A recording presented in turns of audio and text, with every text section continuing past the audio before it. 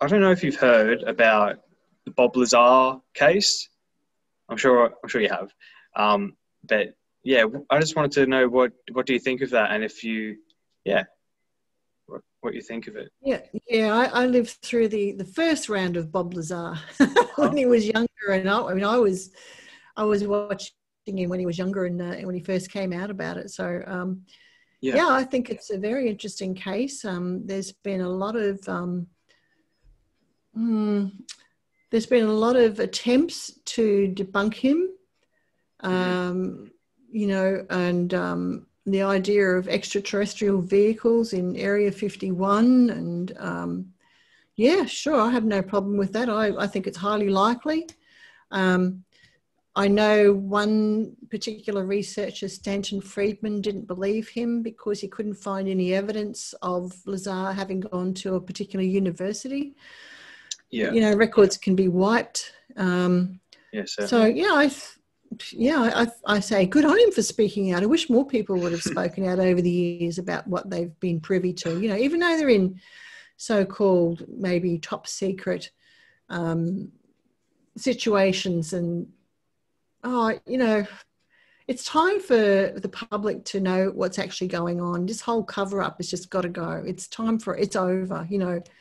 It's Hmm. time to move on from that and let people know what's really going on. It's our right to know what's going on the planet, So, yeah, anyone out there's got information, come forward, tell us. Yeah, certainly. And tying into that, what do you make of the Pentagon's release of crafts were recovered that were not of this world, as their quote?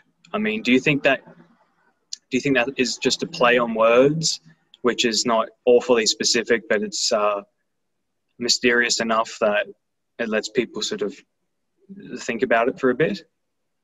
So are you talking about the uh, the metal fragments? Is that what you're talking about?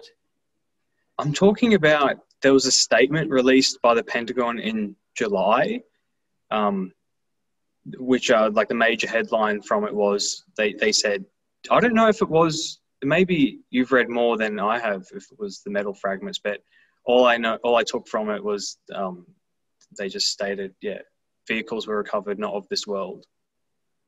Oh, okay. Yeah. Well, what do I make of that? Yeah, Well, I'm surprised that yeah, they would actually say that. But I think if they had, when they did, because there's a move towards disclosure. I think okay, that's what that.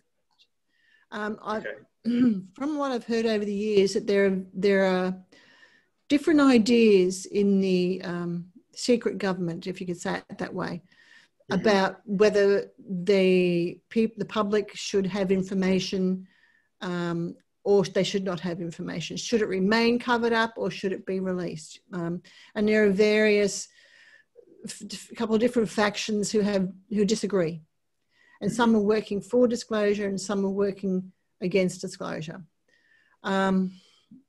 So what does that mean? Well, that's their role to figure that out. We can only do what we can do at our grassroots level. But I'm hopeful about what that might mean. yeah, I think we're living in a time when there's so much being revealed, hmm, particularly through this whole COVID crisis, for goodness sake.